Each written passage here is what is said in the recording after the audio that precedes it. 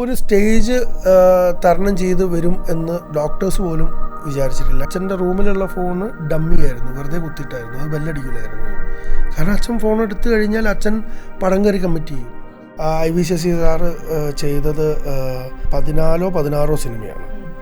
അതിൽ 12 സിനിമയിൽ എൻ്റെ അച്ഛനുണ്ട്. അച്ഛൻ ആ വർഷം അഭിനയിച്ചത് 56 സിനിമയാണ്.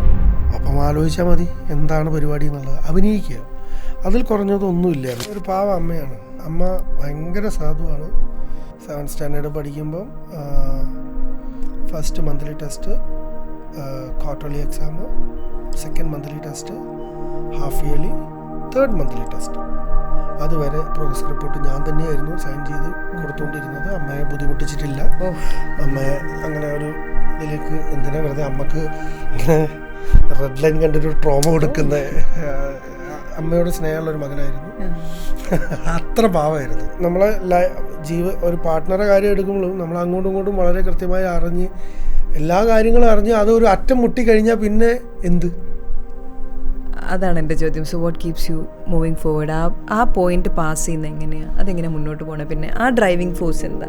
പ്രിയദർശൻ സാറിൻ്റെ പടങ്ങളിലൊക്കെ അങ്ങനെ ഒരു ലിബർട്ടി അച്ഛന് കിട്ടാറുണ്ട്. കാരണം ഈ ഒരുപാട് എന്താ പറയുക, അവർ ആ ഒരു പെർട്ടിക്കുലർ ഒരു സീനിൽ അച്ഛനെ ടോട്ടൽ ഫ്രീഡത്തിൽ വിടാറുണ്ട്.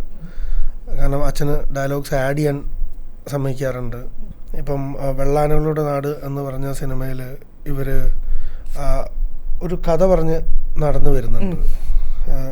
ഈ തള്ള്, സോക്കോൾഡ് തള്ള് പറഞ്ഞ് നടന്നു വരുന്ന ആ ഷോട്ടിൽ ഒരുപാട് ടേക്ക് എടുത്തിട്ട് അത് കണക്ട് ആയിട്ടില്ല. ലൈക്ക് അറൗണ്ട് 10-12 ടേക്ക് അങ്ങനെ, അത് റീലാണ്. 10-12 ടേക്ക് അങ്ങനെ പോയിട്ടും അത് ശരിയായില്ല ചെയ്തത്. അങ്ങനെ ആ ഒരു ഫുൾ ഫ്ലെഡ്ജിൽ വന്നില്ല.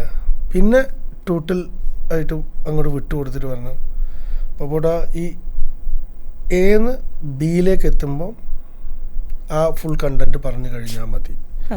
അങ്ങനെ പ്രിയൻ സാറ് ചെയ്യിച്ചത് 2 ആക്ടേഴ്സിനെ കൊണ്ട് ചെയ്യിച്ചിട്ടുണ്ട്. ഒന്ന് അച്ഛനെ കൊണ്ട്, ഒന്ന് ജഗതി ചേട്ടനെ കൊണ്ട് ചെയ്യിച്ചിട്ടുണ്ട്. അങ്ങനെ ഒരു പോയിന്റ് A to B ഒരു പോയിന്റ് കൊടുക്കും. അതിൻ്റെ അകത്ത് അവർക്ക് മുന്നോട്ടും പോവാം പുറകോട്ടും പോവാം. ട്രാക്കിലായിരിക്കും ക്യാമറ, സൈഡ് വൈസ് പോവില്ല. അപ്പം ആ സീനിഞ്ഞ് കാണുമ്പോൾ ശ്രദ്ധിച്ചാൽ മതി. ഇങ്ങനെ നടന്നിങ്ങനെ കഥ പറഞ്ഞ് ലാസ്റ്റ് മരത്തിന് വന്ന് ഇടിച്ച് നിൽക്കുന്നിടത്തിലാണ് ആ ഷോട്ട് കട്ടാവുന്നത്. നമ്മൾ ഇഞ്ചിനും തവിട് പൊടി എന്ന് പറയുമ്പം ഈ കയ്യിലുള്ള സ്പാനറും സാധനങ്ങളൊക്കെ നിലത്തിടും. എന്നിട്ട് പെട്ടെന്നാണ് പടച്ചോനിയെ കാത്തോളി എന്ന് പറഞ്ഞിട്ട് ഓടുന്നത്. അപ്പം ഈ കൂടെ നടക്കുന്ന മൂന്നാമത്തെ ആൾ ഫ്രെയിം ഔട്ടായി പോകുന്നുണ്ട്. പിന്നെ പുള്ളി നടന്നു വന്ന് ഫ്രെയിമിലേക്ക് കയറുക ചെയ്യുന്നത്. സോ ലൈക്ക് എന്ത് ചെയ്യും, എന്ത് പറയും എന്നുള്ളത് ആദ്യമേ ഒരു ക്ലൂ ഇല്ല. Will go for the take. അപ്പം എന്താണോ വരുന്നത് അത് ക്യാപ്ചർ ചെയ്യും. അച്ഛൻ്റെ കൺസേൺ സിനിമയിൽ അഭിനയിക്കുക അത്രയേ ഉള്ളൂ. അല്ലാണ്ട് വേറെ ഒന്നും ആ കണക്കിൽ പെടില്ല. അതിൽ റെമ്യൂണറേഷൻ പെടില്ല, ഒന്നും പെടില്ല. സിനിമയിൽ അഭിനയിക്കുക. കാരണം ഇപ്പം എനിക്ക് ഇയർ എക്സാക്റ്റ് ആണോ എന്നറിയില്ല, 86 or 85 IV ശശി സാറ് ചെയ്തത് ആ വർഷം പുള്ളി ചെയ്തത് 14 സിനിമയാണ്. അതിൽ 12 സിനിമയിൽ എൻ്റെ അച്ഛനുണ്ട്. അച്ഛൻ ആ വർഷം അഭിനയിച്ചത് 56 സിനിമയാണ്. ഒരു സെറ്റിലേക്ക് അങ്ങനെയായിരുന്നു പോയിക്കൊണ്ടിരുന്നത്.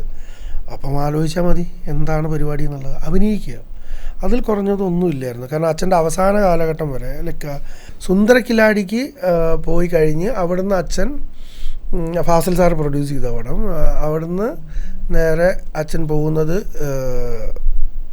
സമ്മർ ഇൻ ബെത്ലഹേം അഭിനയിക്കാൻ വേണ്ടിയിട്ടാണ്. അതിൽ മണിച്ചേട്ടൻ ചെയ്ത റോള് ആദ്യം അച്ഛനായിരുന്നു. അങ്ങനെ അച്ഛൻ അതവിടെ ചെല്ലുന്നു. ഫസ്റ്റ് സോങ് ആയിരുന്നു അന്ന് എടുത്തത്.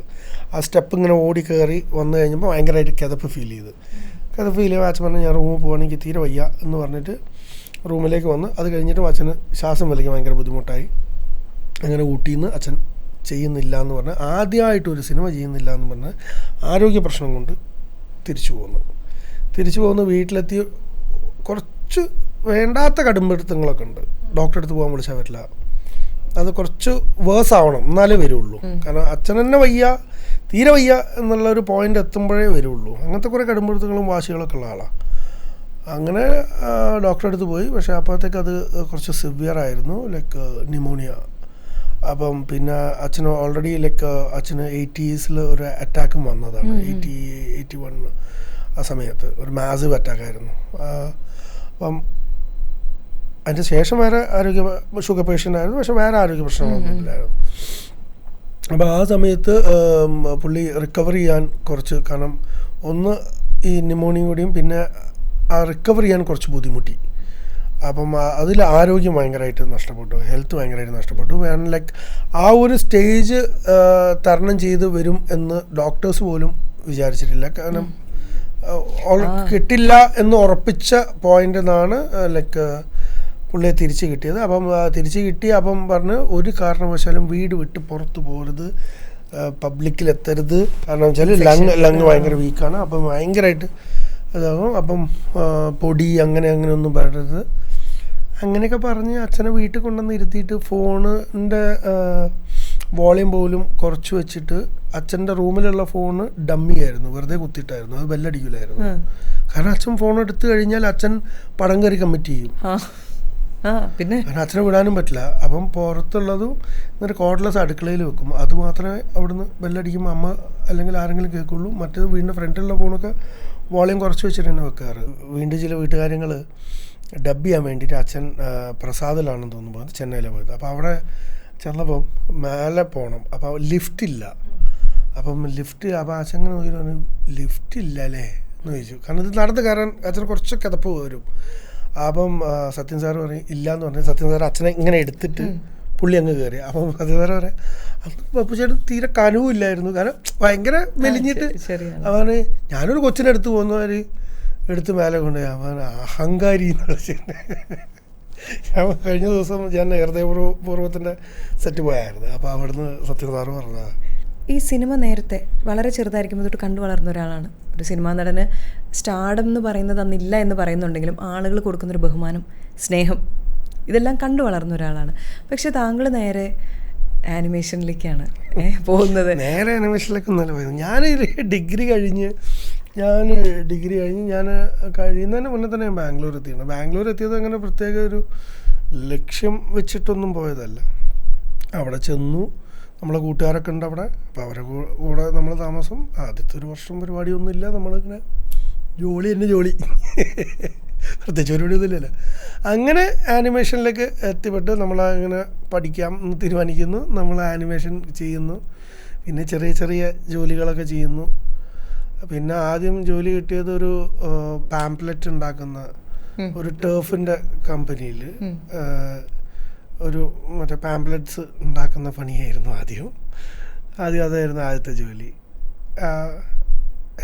ഇതിന്റെ ഇടയിലൊരു 8 വർഷം നീണ്ട പ്രണയമുണ്ട്. അപ്പൊ ഇതെല്ലാം കൂടെ കണക്ക് എനിക്ക് ശരിയായിട്ട് ഞാൻ മനസ്സിൽ ആലോചിച്ചുകൊണ്ടിരിക്കുകയാണ്. ഇത് എപ്പോഴാണ് സംഭവിച്ചത്? കോഴിക്കോട് ഉള്ള നമുക്ക് കോമൺ ഫ്രണ്ട്സ് ഒരുപാട് പേരുണ്ട്. നാഷിത പഠിച്ചതൊക്കെ മൈസൂരാണ്, ആർക്കിടെക്റ്റാണ്. അപ്പം ആർക്കിടെക്ചറൊക്കെ പഠിച്ചതൊക്കെ മൈസൂരാണ്. അപ്പം ആ സമയത്ത് നമ്മൾ ഈ കോമൺ ഫ്രണ്ട്സ് വഴിയുള്ള കണക്ഷൻസിലൂടെ പിന്നെ സംസാരം, ചാറ്റിങ്, പ്രണയം, ഡേറ്റിംഗ്. അപ്പോൾ ഈ ഒരുപാട് കാലം നമ്മളൊരു പ്രണയം നീണ്ടു നിൽക്കുമ്പോൾ എല്ലാവരും പറയാറുണ്ട് ആ ഒരു സമയം കൊണ്ട് തന്നെ അതിൻ്റെ എക്സൈറ്റ്മെൻറ്റ് ഒരുപാട് നഷ്ടപ്പെടും, ഈ 8 years ഒക്കെ നീണ്ടു വരുമ്പോൾ. അപ്പോൾ നമ്മൾ കല്യാണത്തിലേക്ക് എത്തുന്ന സമയമാകുമ്പോഴത്തേനും നമ്മളൊരു ബോണ്ടഡ് കപ്പിളായി മാറും. പിന്നീട് മുന്നോട്ട് കൊണ്ടുപോകുന്നത് ആ ഒരു ഇനീഷ്യൽ എക്സൈറ്റ്മെൻ്റ് അല്ല, വേറൊരു ബോണ്ടാണെന്ന്. സോ അത് ആ ഒരു റിലേഷൻഷിപ്പ് അത്രയും നീണ്ടു കഴിയുമ്പോൾ റിലേഷൻഷിപ്പിൽ എന്താ സംഭവിക്കുന്നത്? What is A driving force? അതങ്ങനെ കൂടെ പോകുമല്ലോ, ജീവിതമല്ലേ. അതങ്ങനെ എന്താ പറയുക, അതിൽ ഒരുപാട് അപ്സ് ആൻഡ് ഡൗൺസ് ഉണ്ട്. കാരണം ലൈക്ക് ഒന്നും അത്ര ഈസി അല്ല, നമ്മൾ വിചാരിക്കുന്ന മാതിരിയൊന്നും ഇല്ല. കാരണം കരിയർ വൈസ് നമ്മളിപ്പുറത്തേക്ക് നോക്കുമ്പോൾ പ്രോപ്പറായി സ്റ്റേബിളായിട്ട് പോയിക്കൊണ്ടിരുന്ന ഒരാളാണ് ഞാൻ. രാവിലെ ഓഫീസിൽ പോകുന്നു, വൈകുന്നേരം വരുന്നു, കറക്റ്റ് 31-ാം തീയതി എല്ലാ മാസം 31-ാം തീയതി 30-ാം തീയതി ആകുമ്പോൾ ശമ്പളം വരുന്നു. അവിടുന്ന് അതെല്ലാം ബ്രേക്ക് ചെയ്ത് കയ്യിൽ 5 പൈസ ഇല്ലാത്ത ഒരവസ്ഥയിലേക്ക് എത്തുന്ന ഒരു പോയിന്റിലേക്ക് ഞാൻ പോയിട്ടുണ്ട്. കാരണം വളരെയധികം ലൈക്ക് സാമ്പത്തികമായിട്ടും നല്ല ബുദ്ധിമുട്ടുണ്ടായിരുന്നു. കാരണം ഞാൻ എല്ലാം വിട്ടിട്ടാണ് സിനിമ എന്ന് പറഞ്ഞൊരു മേഖലയിലേക്ക് ഞാൻ കാലെടുത്ത് വെക്കുന്നത്. എല്ലാം വിട്ടിട്ടെന്ന് പറയുകയാണെങ്കിൽ അത് ഓൾറെഡി നശിച്ചു.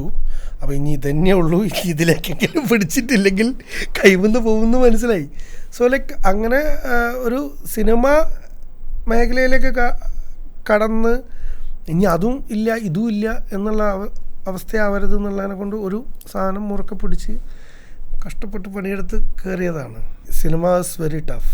ലൈക്ക് എല്ലാവരും പുറമേ നിന്ന് കാണുന്ന മാതിരി ഒരു ഈസി ഗോയിങ്, ഒരു ഈസി സംഗതിയല്ല. ദാ വരുന്നു, ഞാൻ അഭിനയിക്കുന്നു, അടുത്ത് ഞാൻ സൂപ്പർ സ്റ്റാർ ആവുന്നു, ഹീറോ ആവുന്നു. Dozen work like that. പണിയെടുത്ത് നട്ടല് റബ്ബറാവും. കാരണം വെച്ചാൽ നമുക്ക് ആ ഒരു ഈ റബ്ബറാവും എന്ന് പറയുന്നത് നമ്മളൊരു പെർട്ടിക്കുലർ ഡേക്ക് വേണ്ടിയിട്ട് വെയിറ്റ് ചെയ്യും. ഒരു ഫ്രൈഡേ, അതാണ് നമ്മളെ തലവരെ മാറ്റുന്നത്. അല്ലെങ്കിൽ അയാൾ വേറെ തലത്തിലേക്ക് ഒരു ആർട്ടിസ്റ്റിനെ കൊണ്ടുപോകുന്നത്. ആ ഒരു ഫ്രൈഡേ കിട്ടണമെങ്കിൽ നല്ലൊരു സിനിമ കിട്ടണം നമുക്ക്. സിനിമ എപ്പോൾ കിട്ടും, എങ്ങനെ കിട്ടും നമുക്ക് അറിയില്ലല്ലോ. നമ്മളെ ഫ്യൂച്ചർ നമുക്കറിയാൻ നല്ല സുഖമല്ലായിരുന്നോ? അതറിയില്ലല്ലോ. അതല്ല ഇതിൻ്റെ പ്രശ്നം മുഴുവൻ. ഒരു സിനിമ വന്ന് ആ സിനിമ തിയേറ്ററിൽ വളരെ പ്രതീക്ഷയോട് കൂടിയിട്ട് ചെയ്ത പല സിനിമകളും തിയേറ്ററിൽ വർക്കായിട്ടില്ല. ചിലത് വെളിച്ചം കണ്ടിട്ട് പോലുമില്ല.